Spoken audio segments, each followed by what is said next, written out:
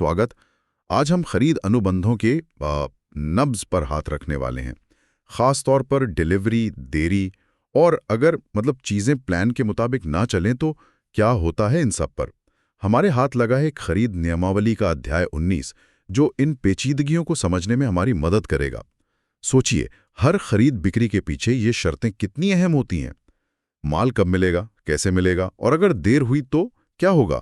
तो चलिए इस दस्तावेज की परतों को खोलते हैं और पता लगाते हैं कि अनुबंधों की इस दुनिया में वास्तव में क्या मायने रखता है। हमारा लक्ष्य है सबसे जरूरी बातें निकालना, बिना किसी भारी भरकम शब्दावली के। बिल्कुल, ये अध्याय दरअसल खरीदार और विक्रेता के बीच एक तरह का, आप कह सकते हैं, खेल का नियम तय करता है। डिलीवरी के समय से लेकर अप्रत्याशित मुश्किलों तक हर क्लॉज की अपनी अहमियत है। चलिए शुरुआत करते हैं डिलीवरी पीरियड यानी डीपी से। नियमावली कहती है कि ये अनुबंध का सार है। सुनने में बहुत भारी लगता है, इसका असल मतलब क्या है? हाँ, अनुबंध का सार, इसका सीधा सा मतलब है कि डिलीवरी की तारीख सिर्फ एक तारीख नहीं है, बल्कि अनुबंध की बुनियाद है। अगर माल या उससे जुड़ी सेवाएं जैसे इंस्टॉलेशन वो तय समय पर पूरी नहीं होती, तो इसे सिर्फ देरी नहीं बल्कि अनुबंध का उल्लंघन माना जाएगा। उल्लंघन? मान लीजिए विक्रेता लेट हो जाता है, तब? तो खरीदार के पास यह अधिकार है कि वो देरी से आई डिलीवरी को लेने से मना कर दे। समय पर डिलीवरी इतनी महत्वपूर्ण है कि इसे हल्के में नहीं लिया जा सकता। ये दिखाता है कि सिर्फ माल पहुंचाना काफी नहीं, कब पहुंचाना है ये भी उतना ही जरूरी है। ठीक है, तो समय पर डिलीवरी अहम है, ये समझ गया। लेकिन डिलीवरी कैसे होगी, ये शर्तें कैसे तय होती हैं? जैसे माल कहाँ मिलेगा, ट्रांसपोर्ट कौन देखेगा? ये कई चीजों पर निर्भर करता है। माल कैसा है, कहाँ भेजना है, कहाँ से भेजना है, ट्रांसपोर्ट के साधन क्या उपलब्ध हैं। इन्हीं शर्तों से तय होता है कि डिलीवरी कब पूरी मानी जाएगी, और वहीं से जोखिम और जिम्मेदारी खरीदार पर आ जाती है। और जाहिर है इन शर्तों का असर कीमत पर भी पड़ता है। नियमावली में कुछ आम घरेलू शर्तों का जिक्र है, जैसे x works, FOR station of dispatch, FOR destination, free delivery at site. क्या आप इनमें से एक दो के बीच का मुख्य अंतर समझा सकती हैं? जरूर। ये शर्तें मूल रूप से बताती हैं कि विक्रेता की जिम्मेदारी कहाँ खत्म होती है और खरीदार की कहाँ शुरू। जैसे एक्स वर्क्स का मतलब है विक्रेता माल अपनी जगह, जैसे फैक्ट्री या गोदाम पर तैयार रख देगा, बस। अच्छा। ट्रांसपोर्ट और आगे का सारा जोखिम फिर खरीदार का। और FOR डेस्टिनेशन, वो इससे अलग कैसे है? उसमें विक्रेता की जिम्मेदारी बढ़ जाती है। उसे माल खरीदार के बताए गए रेलवे स्टेशन तक पहुंचाना होता है। फ्री डिलीवरी एट साइट में जिम्मेदारी और भी आगे जाती है। विक्रेता को माल खरीदार के पते तक पहुंचाना होता है। हालांकि उतारने का काम आमतौर पर खरीदार का होता है, जब तक कि कुछ और तय न हुआ हो। हर शर्त जोखिम और लागत को अलग तरह से बांटती है। ये तो हुई घरेलू बातें, लेकिन अंतर्राष्ट्रीय व्यापार में तो चीजें और जटिल हो जाती होंगी। यहाँ इनकोटर्म्स का जिक्र आता है, खासकर 2020 वाले संस्करण का। ये क्या चीज है? भला तो नहीं, पर बेहद महत्वपूर्ण जरूर है। इनकोटर्म्स अंतर्राष्ट्रीय वाणिज्य मंडल यानी ICC द्वारा बनाए गए स्टैंडर्ड नियम हैं। सोचिए, जब दो अलग अलग देशों के खरीदार विक्रेता सौदा करते हैं तो भाषा, कानून, रिवाज सब अलग होते हैं। इनकोटर्म्स एक कॉमन भाषा देते हैं कि डिलीवरी से जुड़े काम, खर्चे और सबसे जरूरी जोखिम किसके होंगे। यानी कौन क्या करेगा, किसका खर्चा, और अगर रास्ते में माल को कुछ हो गया तो नुकसान किसका, ये सब। बिल्कुल। ये नियम एकदम स्पष्ट कर देते हैं कि किस पॉइंट पर माल का जोखिम विक्रेता से खरीदार को ट्रांसफर होता है। और ये समुद्री, हवाई, सड़क, रेल, हर तरह के ट्रांसपोर्ट पर लागू होते हैं। हालांकि कुछ नियम सिर्फ समुद्री रास्ते के लिए विशेष है। नियमावली में कई इनकोटर्म्स लिस्ट किए गए हैं: DAP, DPU, DDP, FCA, CPT, CIP, FAS, FOB, CFR, CIF। क्या हमें इन सब के विस्तार में जाने की जरूरत है, या कुछ मुख्य पैटर्न हैं जिन्हें समझना काफी है? सबके विस्तार में जाना शायद ज्यादा हो जाएगा। बेहतर है इन्हें जिम्मेदारी के स्तर से समझें। कुछ शर्तें हैं जहां विक्रेता की जिम्मेदारी बहुत ज्यादा होती है, जैसे DDP, डिलीवर्ड ड्यूटी पेड। इसमें विक्रेता लगभग सब कुछ करता है, माल पहुंचाना, उतारना, यहाँ तक कि खरीदार के देश में इंपोर्ट ड्यूटी और टैक्स भरना भी। बाप रे, ये तो विक्रेता के लिए काफी काम हो गया। हाँ, ये विक्रेता के लिए सबसे ज्यादा जिम्मेदारी वाली शर्त है। और दूसरी तरफ जहाँ खरीदार ज्यादा जिम्मेदारी लेता है, हाँ, जैसे FCA फ्री कैरियर, इसमें विक्रेता माल को निर्यात के लिए क्लियर करके खरीदार के चुने हुए ट्रांसपोर्टर को सौंप देता है। वहीं पर जोखिम और आगे के खर्चे खरीदार के हो जाते हैं। ये बहुत फ्लेक्सिबल है और किसी भी ट्रांसपोर्ट मोड के लिए इस्तेमाल हो सकता है। बीच के रास्ते भी होंगे जहां जिम्मेदारियां बटी हुई हों। बिल्कुल, जैसे CIF cost insurance and freight और CFR कॉस्ट एंड फ्रेट, जो समुद्री जहाज रानी में आम है। CFR में विक्रेता माल को जहाज पर लोड करवाता है और गंतव्य बंदरगाह तक का भाड़ा देता है, लेकिन जहाज पर लोड होते ही जोखिम खरीदार का हो जाता है। अच्छा। CIF में विक्रेता भाड़े के साथ साथ बीमा भी खरीदता है खरीदार के जोखिम के लिए। इसी तरह CIP है, जो किसी भी मोड के लिए हो सकता है। यहाँ भी विक्रेता भाड़ा और बीमा दोनों देता है, लेकिन जोखिम पहले ट्रांसपोर्टर को माल सौंपते ही खरीदार का हो जाता है। तो मूल बात यह है कि इनको टर्म चुनते वक्त खरीदार और विक्रेता को बहुत ध्यान से सोचना होगा कि कौन कितना जोखिम और खर्चा उठाने को तैयार है। एकदम सही कहा। ये सिर्फ कीमत का मामला नहीं, बल्कि जोखिम प्रबंधन का भी है। और ये ध्यान रखना जरूरी है कि ये अंतर्राष्ट्रीय शर्तें हैं और भारत में इस्तेमाल होने वाली FOR यानी फ्री ऑन रेल जैसी शर्तों से अलग हैं, भले ही नाम मिलते जुलते लगे। जोखिम की बात चली है तो बीमा यानी ट्रांजिट इंश्योरेंस का क्या रोल है? क्या ये हमेशा जरूरी है? नियमावली कहती है कि हाँ, अनुबंध के तहत सप्लाई होने वाले माल का बीमा जरूरी है। सोचिए, अगर रास्ते में माल खो जाए, टूट जाए या खराब हो जाए तो कितना नुकसान हो सकता है। बीमा इसी नुकसान से बचाता है। और ये बीमा करवाने की जिम्मेदारी किसकी है, खरीदार या विक्रेता? ये फिर से डिलीवरी की शर्तों यानी इनको टर्म्स पर निर्भर करता है। अगर शर्तें CIF या CIP हैं, जहां विक्रेता बीमा का खर्चा उठा रही है, तो बीमा करवाने की जिम्मेदारी भी उसी की है, लेकिन लाभार्थी खरीदार होगा। बीमा राशि आमतौर पर माल की कीमत का कम से कम 110% होती है, ताकि सभी खर्चे कवर हो सके। और अगर शर्तें FOB या FCA जैसी हैं, जहां जोखिम जल्दी ट्रांसफर हो जाता है, तो बीमा करवाने की जिम्मेदारी खरीदार की होती है। घरेलू शर्तों जैसे Ex-Works या FOR में भी आमतौर पर जिम्मेदारी खरीदार की ही होती है। मूल मंत्र ये है कि जिसके पास जोखिम है उसे बीमा की व्यवस्था करनी चाहिए या ये सुनिश्चित करना चाहिए कि बीमा है। चलिए अब डिलीवरी में देरी की बात करते हैं। क्या हमेशा देरी के लिए आपूर्तिकर्ता ही जिम्मेदार होता है और उस पर जुर्माना लगता है? नहीं, हमेशा नहीं। नियमावली कुछ ऐसी स्थितियां बताती है जहां देरी के लिए आपूर्तिकर्ता को जिम्मेदार नहीं ठहराया जा सकता और उसे बिना जुर्माने के अतिरिक्त समय मिल सकता है।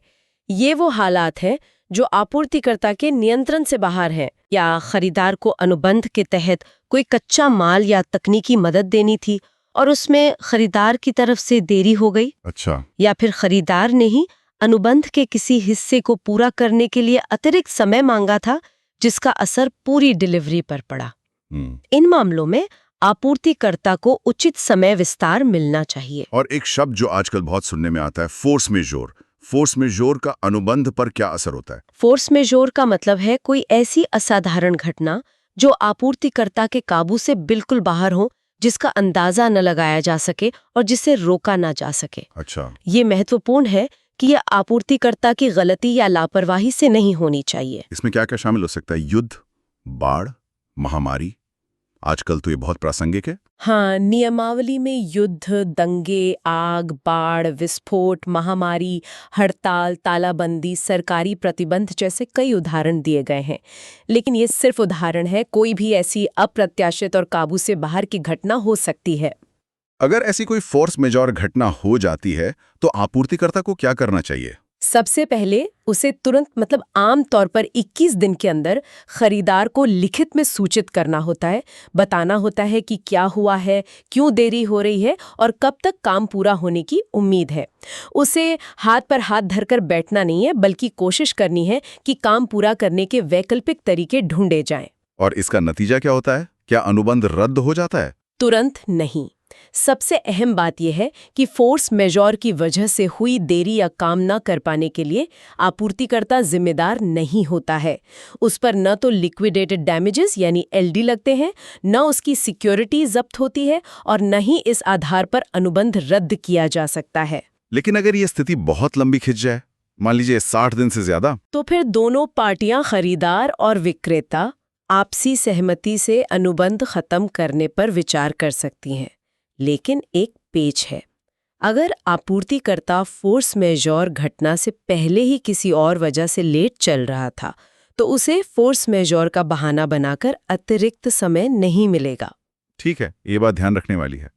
तो फोर्स मेजॉर या खरीदार की गलती न हो और फिर भी आपूर्तिकर्ता समय पर डिलीवरी न कर पाए, तब खरीदार क्या कर सकता है? उसके पास क्या हथियार है?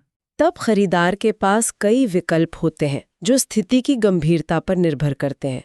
पहला, वो देरी के लिए हर्जाना यानी लिक्विडेटेड डैमेजेस एलडी लगाकर डिलीवरी का समय बढ़ा सकता है। हर्जाना, ओके। दूसरा, वो आपूर्तिकर्ता की सुरक्षा जमा सिक्योरिटी डिपॉजिट को जब्त कर सकता है, पूरी या आंशिक रूप से। तीसरा, वो अनुबंध रद्द कर सकता है, सीधा रद्द। हाँ, अगर उल्लंघन गंभीर है। और चौथा, वो अनुबंध के अनुसार अन्य जुर्माने या प्रतिबंध लगा सकता है। ये लिक्विडेटेड डैमेजेस एलडी क्या चीज है? क्या ये एक तरह का जुर्माना है? इसे जुर्माना कहना ठीक नहीं होगा। ये दरअसल देरी से होने वाले संभावित नुकसान का पहले से तय किया गया एक अनुमानित मुआवजा है। कानून कहता है कि अगर अनुबंध में एलडी का प्रावधान है तो खरीदार को असल नुकसान साबित करने की जरूरत नहीं, वो तय रकम वसूल सकता है। लेकिन इसकी कुछ शर्तें होंगी? ये तो नहीं कि जितना मर्जी मांग ले। हाँ, बिल्कुल। ये रकम अनुबंध में लिखी अधिकतम सीमा से ज्यादा नहीं हो सकती। ये एक उचित रकम होनी चाहिए, दंडात्मक यानी पेनल्टी जैसी नहीं। और ये उन नुकसानों के लिए होती है जिनका पहले से ठीक अंदाजा लगाना मुश्किल होता है। ये पार्टियों के बीच नुकसान का एक वास्तविक पूर्व अनुमान होना चाहिए। इसकी गणना कैसे होती है? क्या कोई स्टैंडर्ड रेट है? नियमावली एक आम तरीका बताती है। हर हफ्ते की देरी के लिए सप्लाई या सेवा की कीमत का 0.5% यानी आधा प्रतिशत। हर हफ्ते का आधा प्रतिशत? हाँ, और ये कुल मिलाकर अनुबंध मूल्य के अधिकतम 10% तक जा सकता है। ये उन अनुबंधों पर भी लागू होता है जहां कीमतें बाद में बदल सकती हैं, यानी प्राइस वेरिएशन क्लॉज वाले। एलडी के साथ एक इनकार खंड का भी जिक्र है। ये क्या भूमिका निभाता है? इनकार खंड तब काम आता है जब डिलीवरी में देरी आपूर्तिकर्ता की गलती से हुई हो और समय बढ़ाया गया हो, चाहे एलडी के साथ या बिना एलडी के। इसका मतलब है कि बढ़ी हुई अवधि के दौरान अगर कोई सरकारी टैक्स या ड्यूटी बढ़ जाती है या विदेशी मुद्रा की दरें विक्रेता के खिलाफ जाती हैं, तो इसका बोझ विक्रेता को उठाना पड़ेगा, खरीदार को नहीं। ओह, और अगर टैक्स या दरें कम हो गई तो क्या उसका फायदा मिलेगा? तो इसका पूरा फायदा खरीदार को मिलेगा, यानी खरीदार घटी हुई दरों पर भुगतान करेगा। ये खरीदार के हितों की रक्षा करता है जब देरी विक्रेता की वजह से हो। क्या आपूर्तिकर्ता खुद भी डिलीवरी का समय बढ़ाने की मांग कर सकता है? हाँ, अगर उसे लगता है कि वो तय समय में डिलीवरी नहीं कर पाएगा तो वो विस्तार के लिए अनुरोध कर सकता है। इसके लिए एक औपचारिक प्रक्रिया होती है जिसमें उसे बताना होता है कि देरी क्यों हो रही है। और विस्तार किन शर्तों पर मिलता है? क्या हमेशा एलडी लगता है? पर निर्भर करता है। अगर देरी फोर्स मेजॉर या खरीदार की वजह से हुई है तो विस्तार बिना एलडी के मिल सकता है। लेकिन अगर देरी आपूर्तिकर्ता की अपनी वजहों से है तो विस्तार एलडी और या इनकार खंड के साथ दिया जा सकता है। खरीदार ये भी देखता है कि क्या आपूर्तिकर्ता सच में कोशिश कर रहा है और बाजार में कीमतें क्या चल रही हैं। विस्तार देना या ना देना खरीदार के विवेक पर है। और अगर बात इतनी बिगड़ जाए कि अनुबंध जारी रखना ही मुमकिन न हो, अनुबंध खत्म यानी टर्मिनेट करने के क्या तरीके हैं? अनुबंध कई वजहों से खत्म हो सकता है। पहला है चूक, डिफॉल्ट।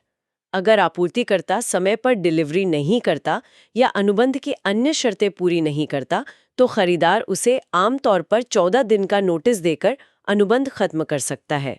और अगर सप्लायर दिवालिया हो जाए? हाँ, वो दूसरा कारण है, दिवालियापन, इंसॉल्वेंसी।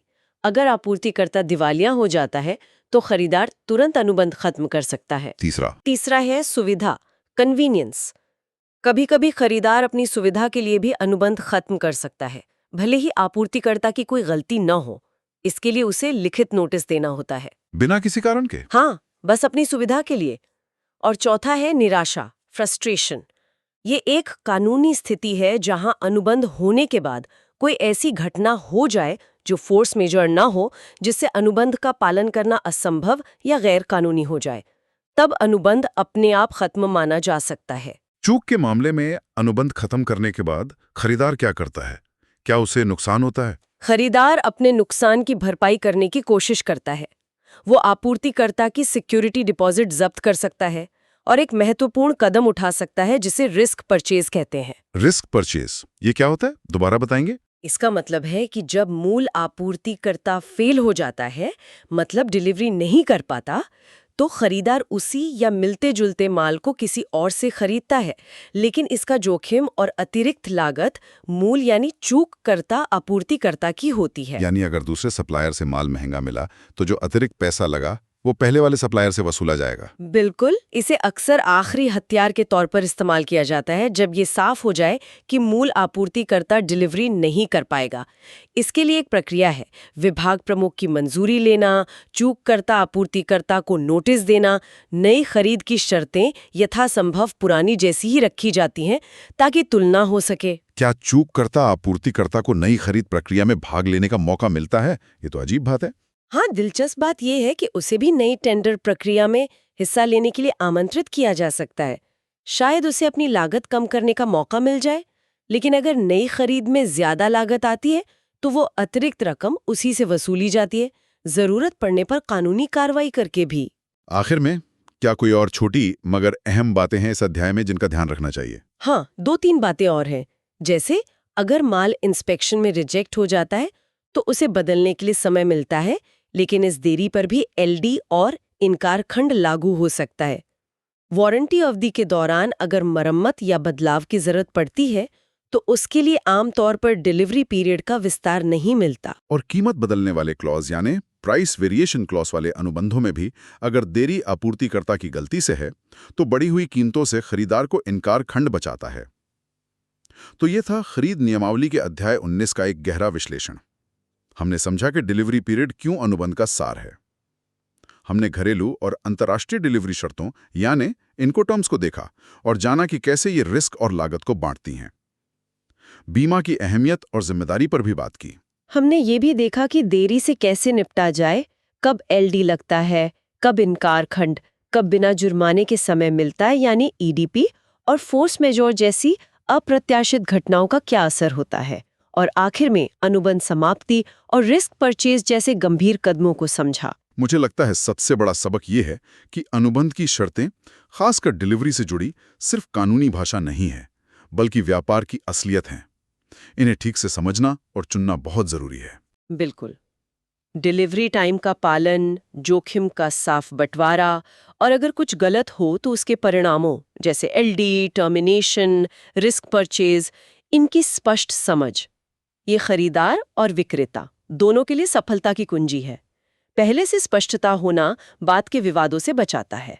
तो श्रोताओं के लिए आज का विचार, क्या अनुबंध पर दस्तखत करने से पहले ही इनकोटर्म्स, एलडी क्लॉज या समाप्ति के अधिकारों जैसी बारीकियों पर ज्यादा ध्यान देने से बेहतर सौदेबाजी की जा सकती है? क्या इन मुद्दों पर पहले से स्पष्टता लाकर भविष्य के बड़े जोखिमों और विवादों को टाला जा सकता है?